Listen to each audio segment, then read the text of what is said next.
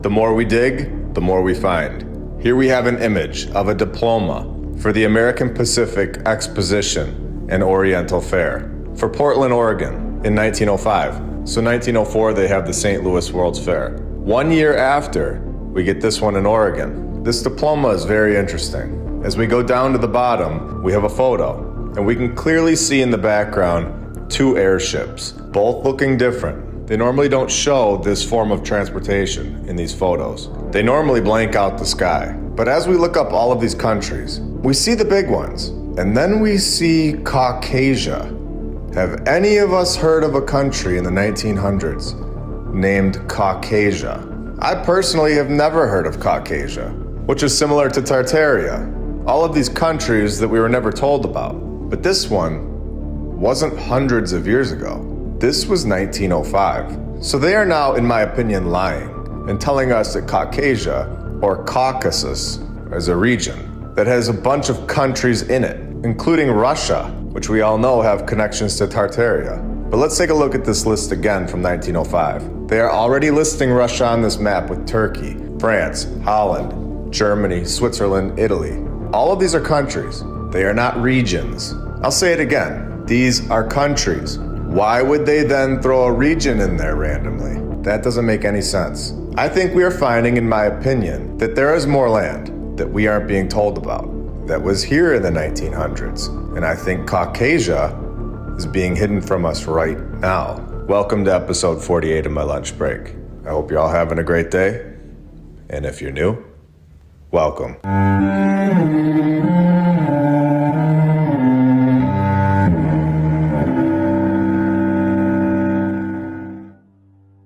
We were talking about Caucasia. Really quick, I want to just throw this in here. That there is another country that is clearly blurred out. I wonder if we weren't supposed to see that one. So we were given a photo with the airships in the background in the sky. So I went digging and found this photo from 1905, World's Fair in Oregon, showing more airships. And since I haven't really covered this topic yet on this channel, in my opinion, and a few others, this form of travel was all over the place. It wasn't just created in the 1800s, and the Hindenburg event was used as a scare tactic to make these airships look faulty, removing this free energy form of transportation technology out of our lives. Do you really think that they put a gas in these airships that would be so incredibly flammable and fly them over massive cities?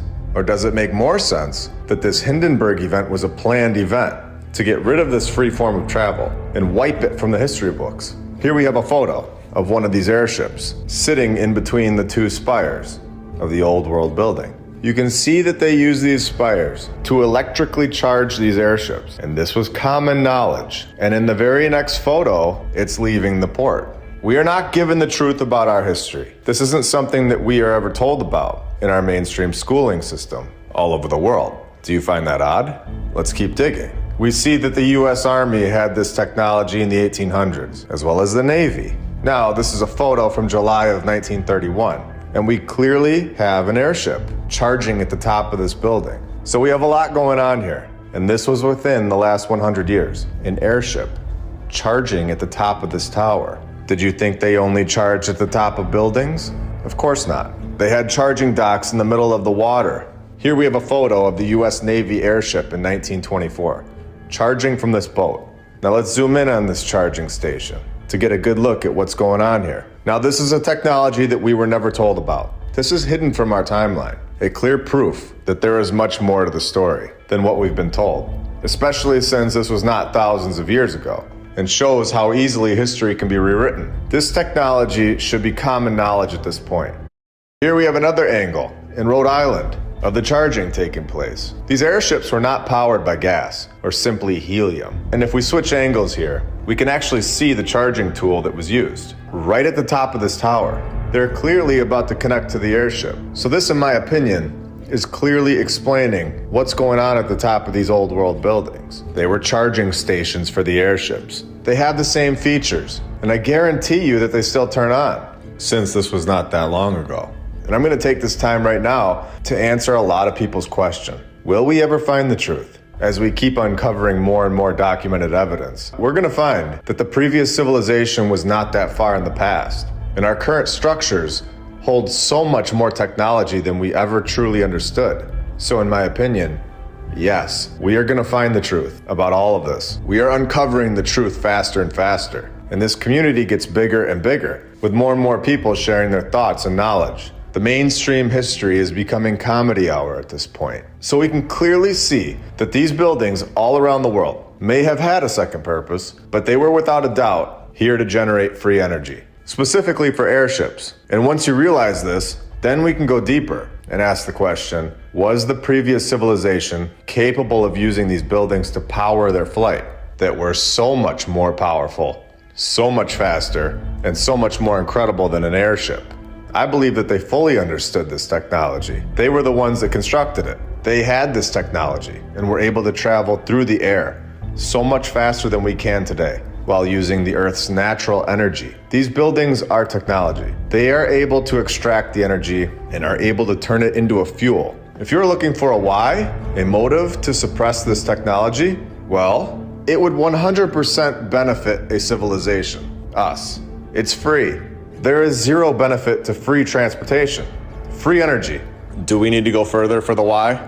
So when you go around your town now and see the top of these buildings, we can all understand how popular this form of transportation really was. It was everywhere. Now we have talked about Tartaria. We have shown in this episode in the beginning how there are possibly more countries and more land, such as Caucasia. So we have Tartaria, but we also have Barbaria, where you would get the term barbarians. And of course, again, have any of us heard of a place called Barbaria in history class? Maybe you have now, but in mainstream history, this is not something that is taught to us. We're not being told the truth about any of this. And we have many maps of a land called Barbaria.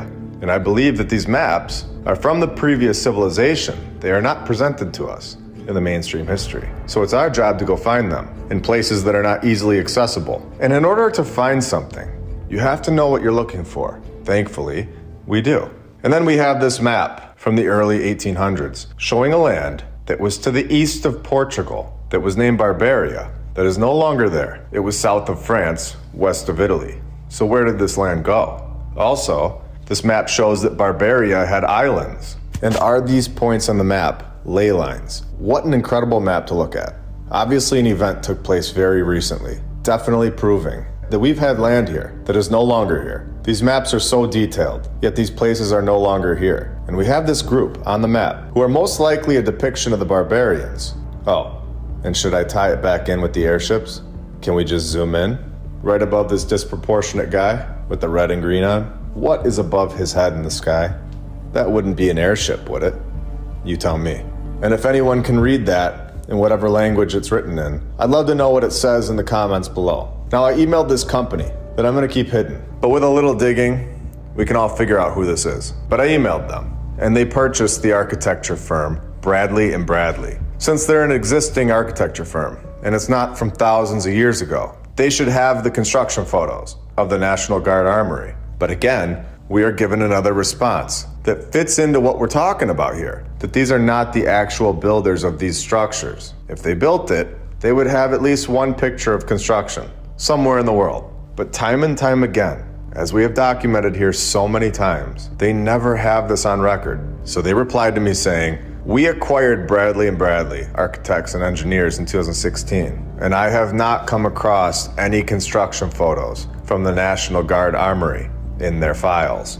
So they go on to say to contact the Rockford Public Library to see if they have it. And then 2 sentences later, saying that I believe this information is currently being held at the Hart Interim Library during construction of the new downtown library. So I'm going to be contacting them, and I'll keep you all updated on the situation as we continue on with it. If you're interested in hearing what we find, make sure to hit that subscribe button. Very interesting stuff.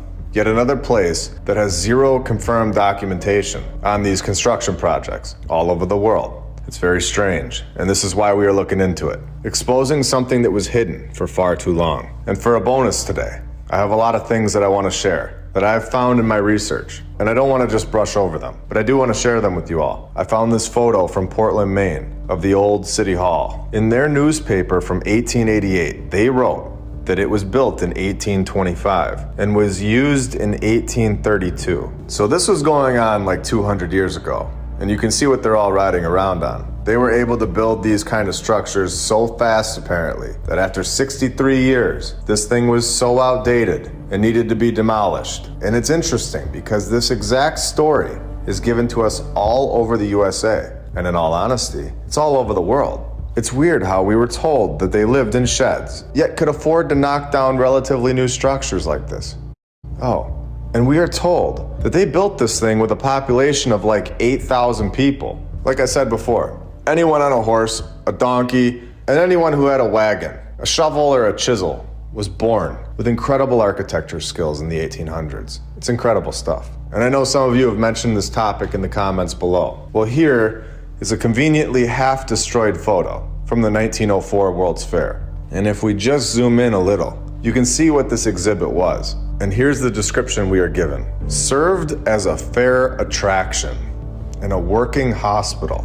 This is normal for a fair attraction? These fairs have a much darker purpose than what we have been told. Just read that last sentence. They were brought from hospitals to the concessions. Well, they were brought from somewhere, and this is such a weird thing. Using common sense, how many mothers would allow their kid that is born early to leave the hospital to be, in their own words, an attraction at a fair?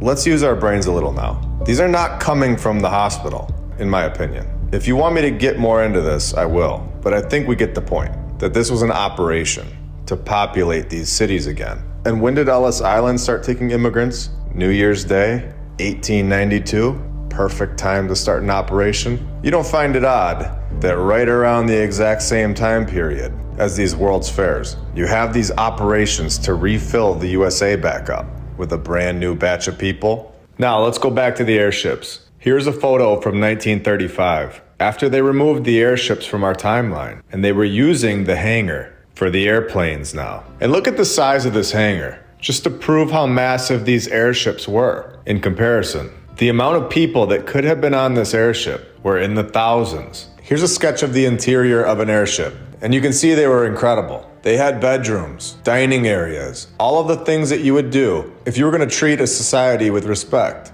instead of our form of travel now, where we are all just jammed in next to each other and forced to suffer for hours. So I know this isn't a real photo, but honestly, who knows at this point what the previous civilization was capable of? What kind of things were in these airships that we aren't being told about? Water parks? Events? We know these airships were real. They were everywhere. And they were massive, and not a part of the narrative. They put the brakes on them really quick to trick our civilization into thinking that we're advancing into the airplane, when in reality, we had it made with the airship.